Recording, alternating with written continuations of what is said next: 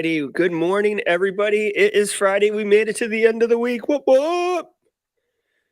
It is your morning cybersecurity threat briefing. I'm Gerald Auger, your host and friend, and we'll be ripping through the top cybersecurity headline stories this morning.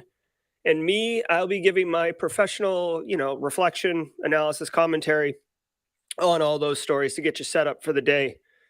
We like to say it's coffee, commentary, and friends here on First Things First. What's up, Lupe? Kimberly, good to see you. 57. Oh my God, hearts and prayers, or thoughts and prayers go out to you as I sip on this cup of coffee, trying to warm my bones. Hey, Alex, what's up? Professor Blackoff, you got it. TGIF, man. Hey, Pellon, good to see you. Stay warm up there in Mini. Dr. Joseph, there you are. Good to see you, regular. Rand, always a pleasure. Mubaraz, we'll get going in a few minutes. I do like to let people get their cup of coffee, find their seat, maybe grab a scone, a croissant, if you're into that. I was just talking to someone who's a Habs fan, so I have to assume that they like croissant. Bill, Arden. Oh, Nightbot. You guys know I have Nightbot to help mod the chat, and I told Nightbot to come in 30 minutes, every 30 minutes. And like, we've been online for 1 minute and 45 seconds and Nightbot's getting frisky. Like, I have to disable Nightbot again. It's just too frisky. There are some interesting headlines. BSEC, I actually saw some stuff with Ukraine this morning. I actually had to turn on the news and check it out. It was kind of intense. Hey, Keith. All right, let's get going. Gotta love the coffee, y'all. Gotta love the coffee. I'm so close to being done with this 7-pound bag of Tanzania peaberry. Careful what you wish for. Feel like I got caught with a pack of cigarettes as a kid. My dad threw me in the closet and said, "You're gonna smoke all of them," because I am burnt out on this coffee. I don't know if I'll ever drink Tanzania peaberry again. I've been like trying to lean into it too, like have extra coffee just to burn through it. It is. I need to get back to French roast, y'all. All right, if you want to play along, we are going to be at cisoseries.com. David Spark and his group, they do a fantastic job basically facilitating this stream. I like to think of it as the little minnow that swims on top of the shark. We're all part of the same ecosystem, so if you want to play along or dig deeper into stories, definitely check those out. Hopefully you heard the modem go off. We had some sound issues yesterday on stream. I tried to work through those. Let's get into it. Oh, okay. For a second, I thought Ethiopia was in the house.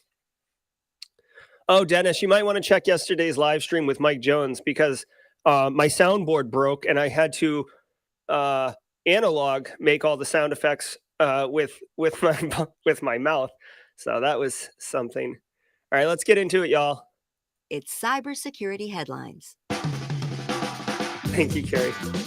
It's Friday, January 14th, 2022. New undetected backdoor runs across 3 OS platforms. Security experts are warning of new backdoor malware designed to work across Windows, Mac, and Linux, some versions of which are currently undetected in VirusTotal.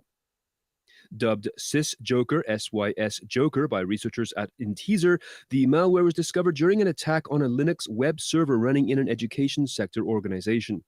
It is believed to date back to the second half of 2021. The researchers stated, quote, "SysJoker masquerades as a system update and generates its command and control by decoding a string retrieved from a text file hosted on Google Drive. During our analysis, the command and control changed 3 times, indicating the attacker is active and monitoring for infected machines. Based on victimology and malware behavior, we assess that SysJoker is after specific targets." End quote. Yeah, so this is interesting. A couple things I want to point out. One, good on Intezer. He pronounced it Intezer. It's Intezer. I know because I use Intezer as a product, and I've actually been in touch with the product people in the company. You may have seen, I've done some videos, like will feature some of Intezer's stuff. I really like their product, and good on them for finding the SysJoker. So a couple of things here. One, it's written in C++. That's not inventing anything. It does work across Windows, Mac, and Linux, which is interesting because, that was always the big thing with like Java back in the day, was that you write it once and compile it for any different operating system. And I think Golang, again, fact check me here, I think that's like part of the appeal of Golang, is that it's flexible enough to do that. C++, I guess you could compile it. I didn't realize you could do it like that. So that's a little confusing to me. But something that they said that they reinforced in the story is that the sysjoker is changing its C2 server while it's on the infected host, which means that it's probably either really well written or someone is manually intervening and controlling it, which means that there's eyes on it. A lot of times with, at least in my experience, criminal malware, like at large, they'll infect a bunch of people and they won't even know necessarily that they're infected or that who they've got, because end user infects their machine, it reaches out to a C2 and reports in that they're infected, and then someone has to come in like a farmer and reap the crop and then figure out what they've got and what organizations, etc. This one sounds much more focused and targeted. They didn't give any attribution or anything like that. It is interesting to mention, Intezer did do a vendor blog post write-up if you want to dig in. The other thing I do want to point out, and this one's much more approachable as general best practices, they're getting C2 commands by retrieving text from a Google Drive document, presumably, right? I would assume it's text file, okay? This is pretty common because you got to remember, guys, like, outbound web traffic's going to happen, but when you're looking at the logs and you see Google's IP range or AWS IP range, it's less likely to cause a flag because like literally they're hiding in the noise. So you can't, if you're seeing these in your logs, like I had one the other day on my network that was going to AWS CloudFront, which I've since learned through a blog post that there's a way to run Cobalt Strike. I'm not saying that's what I had, but run Cobalt Strike through an AWS CloudFront as like kind of a misattribution front door or front of your business shop or whatever you want to call it. I need more coffee. In order, so when people like me or you look at the network traffic and you're like, oh, okay, it's just AWS, like no big deal, next thing. It's kind of hiding a little bit. So it's a technique being used quite often by these threat actors. Good morning, Charlotte. Microsoft RDP bug enables data theft and smart card hijacking.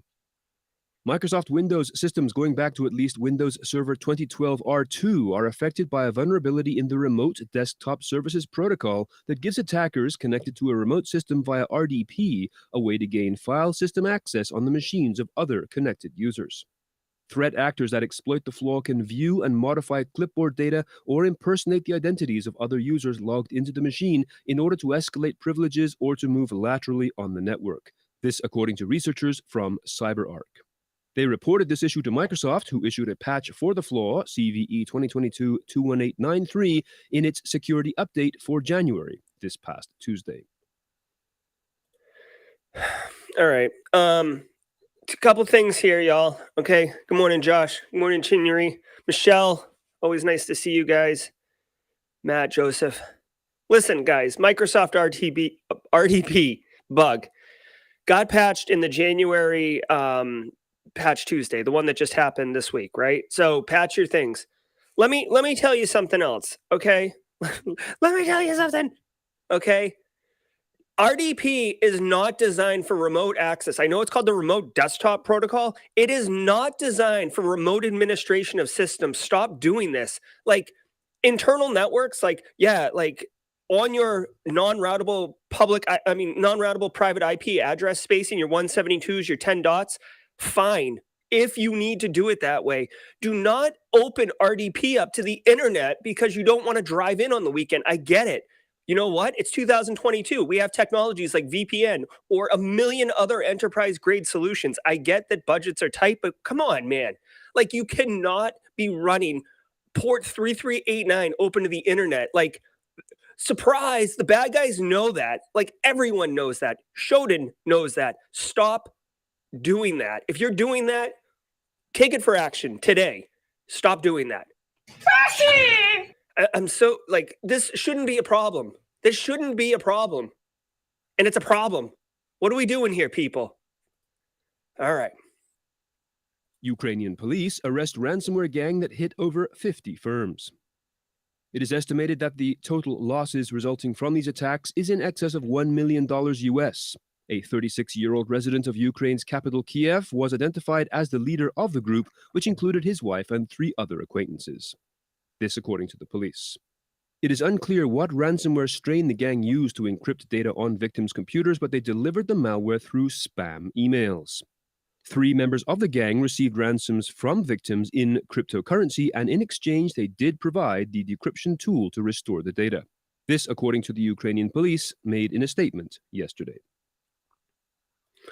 Okay, a couple things. One, I do always love the post police raid photo, like this photo. This is it's always a different photo, right? It's always an actual photo of what's happening, but it's always this one where the 2 cops are like this guy's pointing right here. He's like, this is the ransomware right here. We've got it. Okay, so a couple things to go on here. Good that ransomware gangs are getting arrested. Okay, good. That is one way to help deter people from committing ransomware, because right now, ransomware is a blight.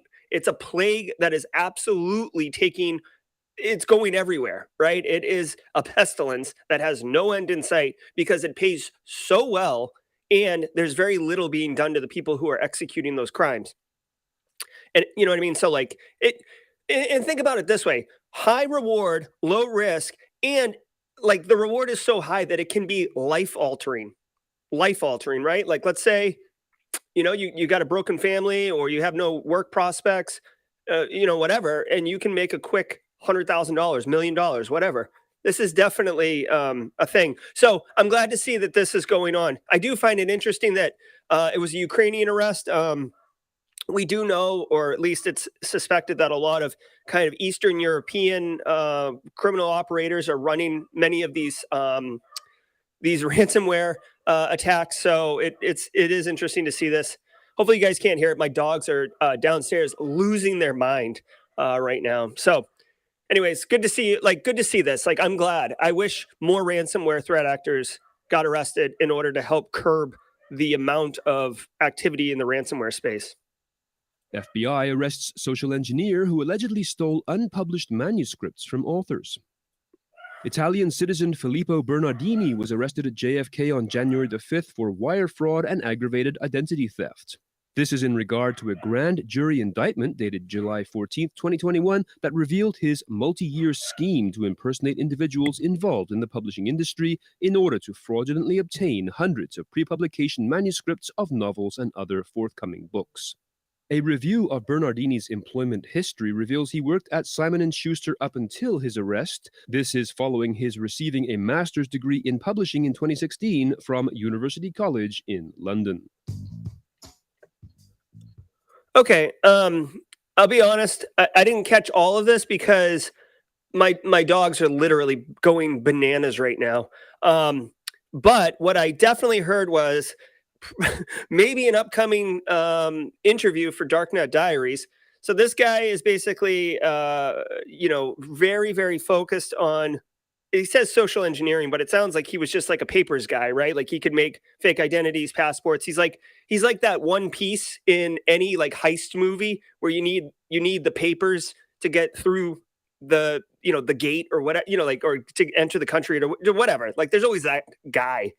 It sounds like that's who's the guy. It's probably an interesting story. It looks like he did it for 5 years and built a little criminal empire. Okay, whatever. It's good.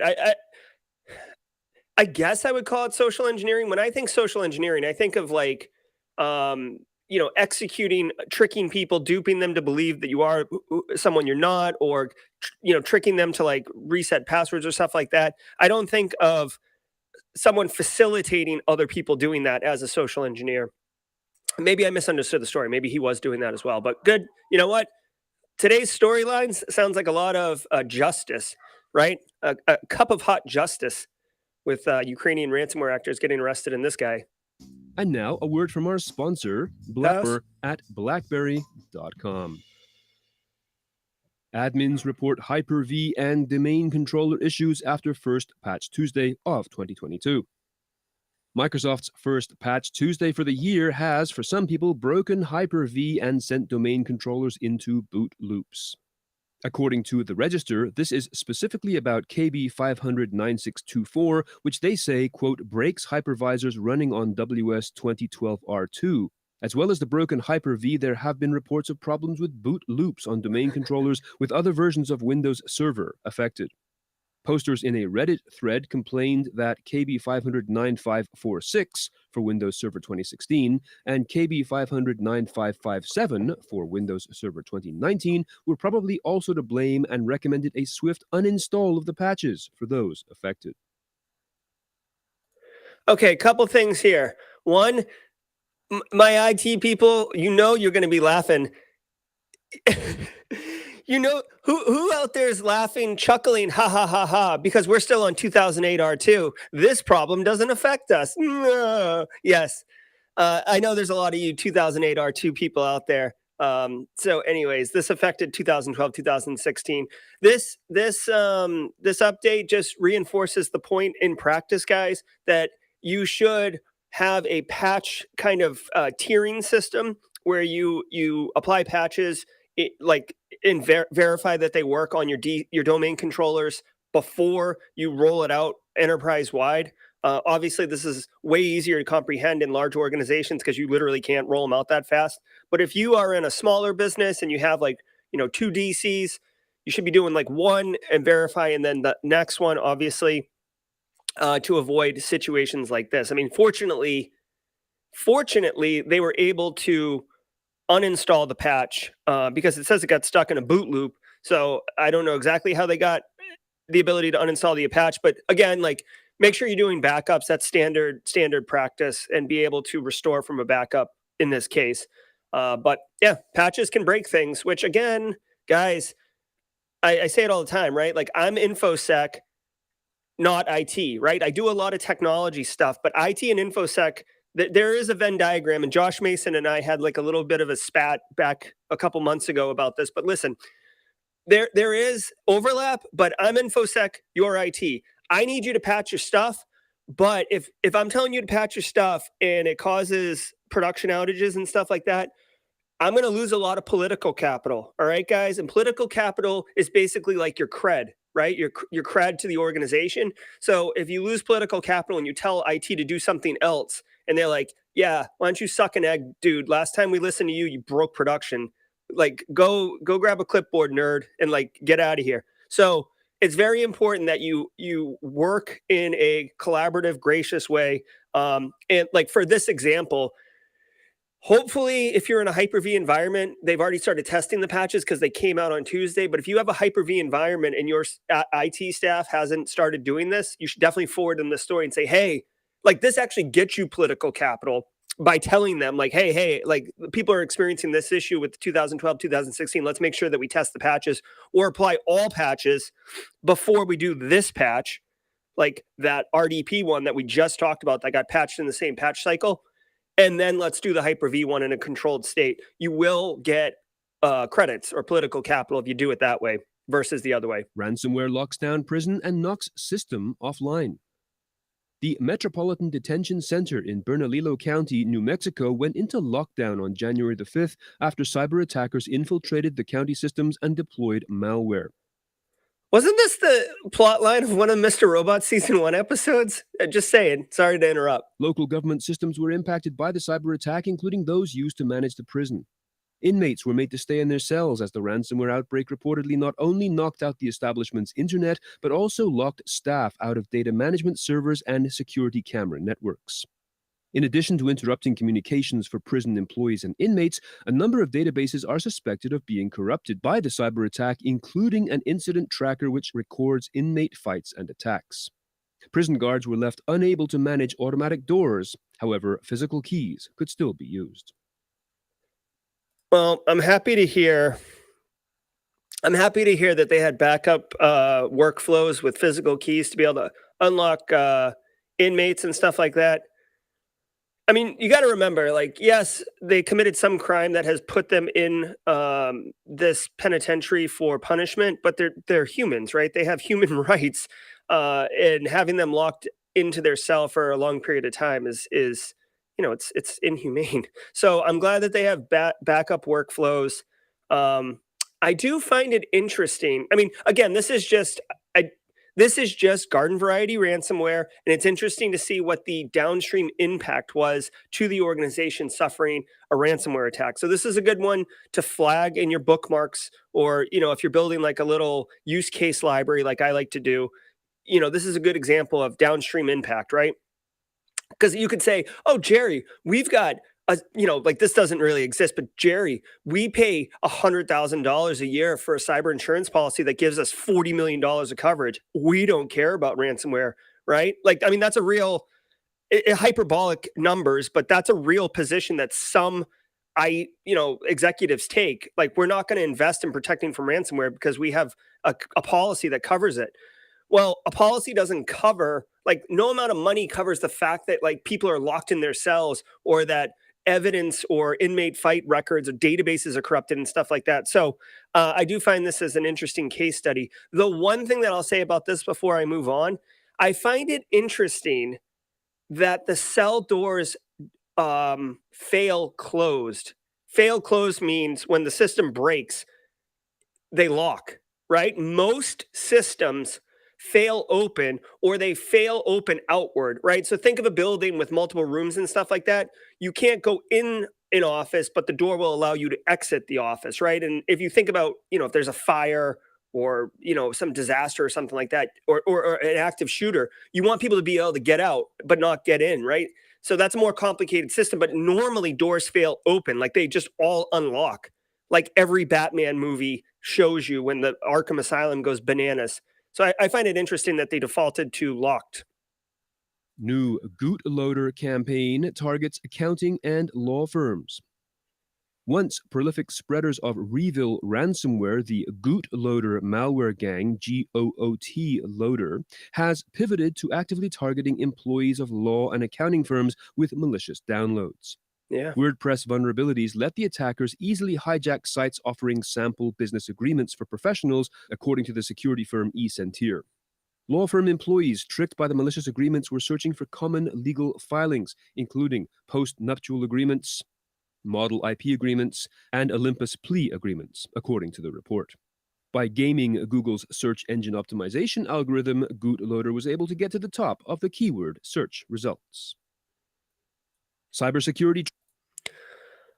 Okay, so there's a lot of stuff here to unpack. First of all, I have seen this firsthand, and it is a technique. These guys are using SEO, Google's search engine optimization, and they're probably, it didn't say it, but they're probably buying Google ads to push their result to the top. So when you Google prenuptial agreement template PDF, right? Like, so, hey, like, we all Google stuff in order to like get a template or a policy template or get a procedure template or get a prenuptial agreement template. All right. Congratulations on your pending wedding. These guys have figured out most humans, like human condition is to scroll down and click the first one. It's convenient. It's what I want. Google's so good at giving me what I want. I don't even bother. Like, who goes to the second page, right? These guys have figured out how to get to the top, and basically they're installing Cobalt Strike, which is a post-exploitation super framework that is really good at what it does.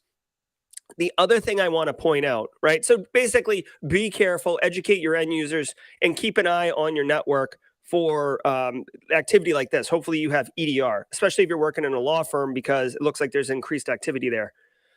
This is a general statement. I am not surprised. Actually, let me rephrase that. I am surprised law firms have not been attacked sooner. I know there are examples, just a couple, maybe a year or two ago, where a famous law firm in New York City that had celebrity clients got ransomwared. But I'm surprised law firms aren't attacked more. They have wicked sensitive information. They don't have great security from what I can tell. And this is going to be a general statement, so apologies to any lawyer in the audience who, like, doesn't apply to this. But like, most of the time, my experience, they're not interested in investing in cybersecurity. It's very difficult to wrangle a lawyer into understanding the value of this, because I don't know. Like in my experience, they get wrapped up around the legalese piece of it. And it's like, dude, I'm just trying to protect your assets. Like, can we just move forward with this? So, anyways, long story short, if you work for a law or accounting firm or you're a freelancer and that's one of your client bases, or you want to move into this space, make sure you get paid up front. Disclaimer. And you can use this as a case study to say, hey, listen, man, like here's a free piece of advice. Like make sure that this is happening right now and make sure that you're looking out for this. Because most of those law firms, think about it, most law firms are like 2 or 3 lawyers or 6 lawyers, right? It's a small little law firm, a lot of paralegals. That's a common idea, a common practice. They don't have IT. They certainly don't have InfoSec. It's usually outsourced IT. So they're not even thinking about this stuff. So you can kind of like work your way in and get some good faith by sharing that with them. Okay. Training isn't working, and hacking attacks are only getting worse. This, according to Stuart Madnick, who is professor of information technology and engineering systems at MIT Sloan Executive Education, who was speaking with ZDNet Security Update recently. He says, quote, the 30-minute video that you're obliged to watch once a year just doesn't do the job, end quote. According to Madnick, who has been at MIT since 1972 and has served as the head of MIT's Information Technologies Group for more than 20 years, organizations need to build a culture of cybersecurity that actively involves everyone. He stated that even now, despite the risk posed by cyber attacks, many businesses and their boardrooms still don't fully understand the threats they're facing from cyber criminals and how to best defend their networks against them. Remember to join it. Okay, so, first of all, MIT, mad respect for MIT. Okay, so MIT is super legit. This guy's been there since the 70s. I hope he's keeping his skills sharp. And thank you for your contribution, sir. He does make one.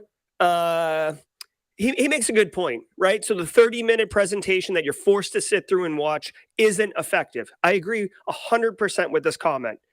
I don't know how many organizations are still doing that. I know the federal U.S. government is doing that, and their training, which I know some of us have taken, is so dated and so ridiculous.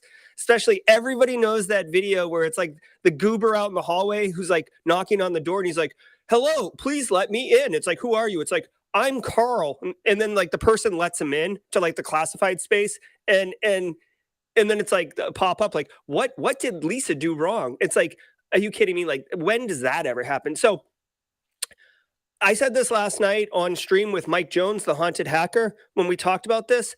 The way, like, he is right. This guy is right here. Like 30-minute once a year isn't going to do anything. You need to make it regular. You need to make it personalized. You need to make it relevant. Okay. Tell them about MFA and hacking. Tell the lawyers about, you don't have to tell a lawyer about Goot Loader, right? They're not going to care about that. Tell them that law firms are downloading malware and all of their client IP is getting taken. They will listen to that. Tell an end user that their bank account is going to get wiped out if they don't put MFA on or they're at a higher risk, right? Tell them that, dude, you can't use the same password everywhere because when it gets breached once, you're screwed, okay? If you tell people that, they will listen, okay? If you talk in theories like, hey, if you step in gum, you're gonna get your shoe dirty and you're just not gonna have a great day. It's like, okay. If you stop and you point and you're like, dude, you're about to step in gum. Like, oh, okay, let me get around that, right? It's personalized. It resonates with people and it sticks with them. You train people with good cyber hygiene behaviors and they'll take it with them in all of their activities. It's not like people are like, well, I'm at work. I guess I'm going to be a loaf now and not like, and just forget all the things that makes me who I am, right? No, it's not like when they're at home, they're like, oh, I'm super secure. And when they're at work, they're like, I don't give a damn, right? So anyways, that was a minor spicy little, here, toasty. Okay, so check it out, guys.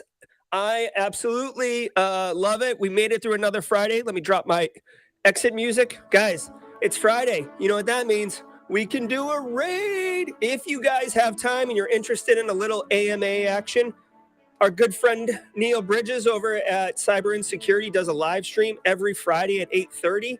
Once we're done here, I plan on going over there. So Base or BSEC, someone in chat, please drop a link to Neil's live stream. If you do go over to the live stream, just like I'm going to, in the comments, put hashtag Simply Cyber, just to let Neil know that we're coming and, you know, we're representing like a force majeure. No, a tour de force. No, Force of nature. That's what I wanted. Yes. So we'll absolutely. Oh no, T's canceled. Well, that's a bummer. We'll let Neil know next week that we were gonna knock his stuff over. All right, guys. I did enjoy the 8 a.m.s. The noon is we're kind of working through. So stay tuned to the social media posts and stuff on when the Tuesday, Thursday streams are gonna go. I might do it a little earlier on Tuesday, Thursday, but we'll see.